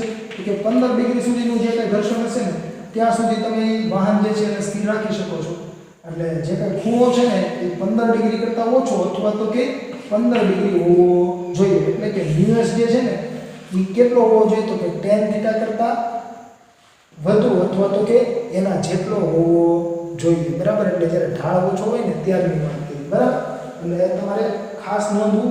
ત્યારબાદની વાત કરીએ વિદ્યાર્થી મિત્રો તો કે આ જે કે આપણે આજે 3 થિયરી જોયેલી છે જે વર્તુળાકાર ગતિ આધારિત છે, તે પૈકી પ્રથમ થિયરી જે હતી સમતલ વર્તુળાકાર રસ્તા પર ગતિ કરતા વાહનની મહત્તમ સલામત ઝડપનું સૂત્ર મેળવો, તે તમને 3 માર્ક્સમાં પૂછાતી હોય છે. જ્યારે આપણે ઢોળાવવાળા વક્રાકાર રસ્તા માટે મહત્તમ સલામત ઝડપનું સૂત્ર મેળવેલું છે તે તમને 4 માર્ક્સમાં પૂછાતી હોય છે, જે બંને અગત્યની થિયરી છે જે તમારે ખાસ યાદ રાખવી. ત્યારબાદ વિદ્યાર્થી મિત્રો ઢોળાવાળા લીસા-વક્રાકાર રસ્તા પરથી પસાર થતા વાહનની મહત્તમ સલામત ઝડપનું સૂત્ર એટલે કે v maximum = rg × tan θ. જ્યારે આપણે દાખલાઓનો અભ્યાસ કરીશું ત્યારે આપણે લખવાના છીએ v0 બરાબર v maximum = rg tan θ. બરાબર છે, જેને ઓપ્ટિમમ ઝડપ કહેવાય છે. એટલે આ જે કઈ થિયરી છે એ તમને પ્રશ્ન સ્વરૂપે નથી પૂછાતી. આમાંથી તમને ડાયરેક્ટલી MCQ અથવા હેતુલક્ષી પૂછે છે 1 માર્ક્સ માટે. શું પૂછાઈ શકે? તો કે ઓપ્ટિમમ ઝડપ કોને કહેવાય, અથવા તો કે ઓપ્ટિમમ ઝડપનું સૂત્ર લખો તો સૂત્ર શું થઈ જશે? v0 બરાબર √rg × tan θ. અથવા તમને એવું પૂછે કે ઢોળાવવાળા રસ્તા પર વાહન પાર્ક કરવાની શરત લખો તો શું હશે? tan θ ≤ μs. બરાબર છે, જે ઘર્ષણ કરતા ખૂણો કેવો, સ્થિત ઘર્ષણ જેનું મેક્સિમમ મૂલ્ય છે સ્થિત ઘર્ષણનું, એના કરતા ખૂણો કેવો હોવો જોઈએ? નાનો હોવો જોઈએ, અથવા તો કે એના જેટલો હોવો જોઈએ. મેં જે આપણે ઉદાહરણ કરેલું, બરાબર છે, તો 15 ડિગ્રીનો ખૂણો હોવો જોઈએ મેક્સિમમ, અથવા તો કે 15 કરતાં નાનો હોવો જોઈએ. ત્યાં સુધી જે કંઈ ઘર્ષણ હશે ત્યાં સુધી સ્થિર રહી શકશે, પછી સ્થિર રહી શકશે નહીં. બરાબર છે. તો વિદ્યાર્થી મિત્રો, આ 1 માર્ક્સનો પ્રશ્ન બની શકે અને આ પણ 1 માર્ક્સનો પ્રશ્ન બની શકે, જે તમારે યાદ રાખવાનો થતો હોય છે. ત્યારબાદની આપણે વાત કરીએ તો આવનારી જે આપણી પરીક્ષા છે એટલે કે 6 માસિક જે પરીક્ષા છે તેનો અભ્યાસક્રમ તમારો આજના લેક્ચર સુધીનો રહેશે, જેમાં તમારે આજના લેક્ચરમાં જે કંઈ વિષય વસ્તુનો અભ્યાસ કરી ચૂક્યા છે તે પરીક્ષાની દ્રષ્ટિએ તૈયાર કરવાનો રહેશે. અને વિદ્યાર્થી મિત્રો, એક ખાસ નોંધ એ લેવી કે આજના લેક્ચર સુધીમાં આપણે જે કંઈ વિષય વસ્તુનો અભ્યાસ કરેલો છે તેમાંથી અમુક ટોપિક એવા હતા કે જે ગુજરાત બોર્ડ દ્વારા અભ્યાસક્રમમાંથી રદ કરવામાં આવેલા છે, તેમ છતાં આપણે તેનો અભ્યાસ કરેલો હતો. અને અમુક ઉદાહરણના દાખલાઓ પણ એવા હતા કે જે ગુજરાત બોર્ડ દ્વારા અભ્યાસક્રમમાંથી રદ કરવામાં આવેલા છે, પરંતુ તેનો આપણે અભ્યાસ કરેલો હતો. તો એ જે કાંઈ ટોપિકો છે તે તમારે પરીક્ષા માટે તૈયાર કરવાની જરૂર નથી. એટલે કે 6 માસિક પરીક્ષા માટે તમારે તે ટોપિક તૈયાર કરવાના નથી. જે ટોપિક કયા હતા? તો કે 5.2 એરિસ્ટોટલની ભૂલ ભરેલી માન્યતા, 5.3 જડત્વનો નિયમ, 5.4 ન્યૂટનનો ગતિનો પહેલો નિયમ, 5.5 ન્યૂટનનો ગતિનો બીજો નિયમ અને 5.6 ન્યૂટનનો ગતિનો ત્રીજો નિયમ. તો આ જે કાંઈ 5 ટોપિક હતા તે તમારે પરીક્ષાની દ્રષ્ટિએ તૈયાર કરવાની જરૂર નથી. અને ઉદાહરણ 5.1 થી ઉદાહરણ 5.5 આ જે 5 ઉદાહરણો છે તે પણ ગુજરાત બોર્ડ દ્વારા તમારા અભ્યાસક્રમમાંથી રદ કરવામાં આવેલા છે, એટલે તેને પણ તમારે 6 માસિક પરીક્ષા માટે તૈયાર કરવાની જરૂર નથી. તો તમારે 6 માસિક પરીક્ષા માટે તૈયાર શું કરવાનું? તો કે સૌપ્રથમ આપણે દાખલાઓની વાત કરીએ તો કે આપણે ઉદાહરણના દાખલા નંબર 5.6 થી 5.9 નો અભ્યાસ કરી ચૂક્યા છીએ, જે તમારે પરીક્ષાની દ્રષ્ટિએ તૈયાર કરવાના રહેશે. ત્યારબાદની વાત કરીએ તો કે સ્વાધ્યાયના દાખલા નંબર 5.5 થી 5.11 અને ત્યારબાદની વાત કરીએ તો કે 5.13 થી 5.20 આટલા દાખલાઓનો આપણે અભ્યાસ કરી ચૂક્યા છીએ. અને આ બધા જ જે કંઈ દાખલાઓ છે તે ગુજરાત બોર્ડ દ્વારા તમારા અભ્યાસક્રમમાં યથાવત રાખવામાં આવેલા છે, એટલે આ બધા દાખલાઓ તમારે પરીક્ષા માટે તૈયાર કરવાના રહેશે. ત્યારબાદની વિદ્યાર્થી મિત્રો આપણે થિયરીની વાત કરીએ તો કે 5.1 પ્રસ્તાવના જે છે તે તમારા અભ્યાસક્રમમાં યથાવત રાખેલ છે, જે તમારા પરીક્ષા માટે તૈયાર કરવાનું રહેશે. ત્યારબાદની વાત કરીએ તો કે 5.7 વેગમાન સંરક્ષણ. જો તો વેગમાન સંરક્ષણ જે હતું એમાંથી તમને મેં 2 થિયરી કીધેલી. કઈ કઈ? તો કે વેગમાન સંરક્ષણ નો નિયમ લખો અને ઉદાહરણ દ્વારા સમજાવો. આ જે થિયરી હતી ને એ 3 માર્ક્સમાં પૂછાઈ શકે. અને એક થિયરી એવી હતી કે 2 પદાર્થોના સંઘાત દરમિયાન વેગમાન સંરક્ષણ જે છે તે સમજાવો, અથવા તો કે 2 પદાર્થોના સંઘાત દ્વારા વેગમાન સંરક્ષણનો નિયમ સમજાવો. તો એ થિયરી જે છે એ તમને 2 માર્ક્સમાં પૂછાઈ શકે, જે મેં તમને બોર્ડ પર લખેલી હતી ને જે તમે તમારી ફેરબુકમાં લખેલી પણ હશે, જે તમારે પરીક્ષાની દ્રષ્ટિએ તૈયાર કરવાની રહેશે. ત્યારબાદની વાત કરીએ વિદ્યાર્થી મિત્રો તો ત્યારબાદનો જે ટોપિક હતો એ હતો કણનું સંતુલન, જે આપણે માત્ર દાખલાઓમાં જ ઉપયોગ કરવાના છે, જે તમારે થિયરિકલ રીતે કોઈ તૈયારી કરવાની જરૂર નથી. ત્યારબાદની વાત કરીએ તો કે યંત્રશાસ્ત્રમાં સામાન્ય બળ, જેમાં આપણે ઘર્ષણનો અભ્યાસ કરી ચૂક્યા છીએ. તો વિદ્યાર્થી મિત્રો ત્યાં આપણે સ્થિત ઘર્ષણ જોયેલું, ત્યારબાદ ગતિક ઘર્ષણ જોયેલું અને ત્યારબાદ રોલિંગ ઘર્ષણ જોયેલું. તો આ જે કાંઈ ઘર્ષણને રિલેટેડ થિયરી છે આ 3 તે ઘર્ષણના ગેરલાભ ફાયદાઓ અથવા તો કે લાભ. ત્યારબાદ ઘર્ષણનું નિવારણ. આ જે કાંઈ પ્રશ્નો છે તે 5 પ્રશ્નો તમને અહીંયાથી પ્રોવાઈડ આપવામાં આવેલા મટીરિયલમાં છે, જે તમારે તે રીતે જ તૈયાર કરવાના રહેશે. એટલે આ પણ તમારે પ્રશ્નો પરીક્ષાની દ્રષ્ટિએ તૈયાર કરવાના છે. ત્યારબાદની વાત કરીએ વિદ્યાર્થી મિત્રો, તો કે 5.10 વર્તુળાકાર ગતિ. વર્તુળાકાર ગતિમાં આપણે કેટલા પ્રશ્નોનો અભ્યાસ કર્યો? તો કે 3 પ્રશ્નોનો. પ્રથમ કયો પ્રશ્ન જોયો? તો કે સમતલ વક્રાકાર રસ્તા પર ગતિ કરતા વાહનની મહત્તમ સલામત ઝડપનું સૂત્ર મેળવો. ત્યારબાદ કયો પ્રશ્ન જોયો? તો કે ઢોળાવવાળા વક્રાકાર રસ્તા પર ગતિ કરતા વાહનની મહત્તમ સલામત ઝડપનું સૂત્ર મેળવો. અને ત્યારબાદ કયો પ્રશ્ન જોયો? તો કે ઢોળાવવાળા વિસા વક્રાકાર રસ્તા પરથી પસાર થતા વાહનની મહત્તમ સલામત ઝડપનું સૂત્ર મેળવો. તો આ જે કંઈ 3 પ્રશ્નો આપણે આજના લેક્ચરમાં જોયેલા છે તે પણ તમારે પરીક્ષા માટે તૈયાર કરવાના રહેશે. જે પૈકી સમતલ વક્રાકાર રસ્તા પર ગતિ કરતા વાહનની મહત્તમ સલામત ઝડપનું સૂત્ર મેળવો તે પ્રશ્ન 3 માર્ક્સમાં પૂછાતો હોય છે. ઢોળાવવાળા વક્રાકાર રસ્તા પર ગતિ કરતા વાહનની મહત્તમ સલામત ઝડપનું સૂત્ર મેળવો તે પ્રશ્ન તમને 4 માર્ક્સમાં પૂછાતો હોય છે. આ જે 2 પ્રશ્નોની આપણે વાત કરી આજના લેક્ચરમાં, તે બંને પ્રશ્નો તમારે થિયરી સ્વરૂપે ખાસ તૈયાર કરવા અથવા તો કે સૂત્રની તારવણીવાળા પ્રશ્ન સ્વરૂપે તમારે ખાસ તૈયાર કરવા, કેમ કે તે અવારનવાર પરીક્ષાઓમાં આ પ્રકરણમાંથી પૂછાતા હોય છે. ત્યારબાદની વાત કરીએ તો કે આ થિયરીમાંથી મેં તમને કીધું એ મુજબ કે તમને આખી થિયરી બહુ રેરલી પૂછાતી હોય, સાવ નહીં જ પૂછાય એવું નથી કહેતો, પરંતુ ખાસ તો તમારે શું યાદ રાખવાનું છે? તો કે ઓપ્ટિમમ ઝડપનું સૂત્ર v0 √rg tan θ. અને એક વસ્તુ શું યાદ રાખવાની? તો કે ઢોળાવવાળા રસ્તા પર વાહન tan θ ≤ μs હોય તો જ પાર કરી શકાય. એટલે કે તમને આ બંને પ્રશ્નો જે છે તે હેતુલક્ષી સ્વરૂપે પણ પૂછાતા હોય છે.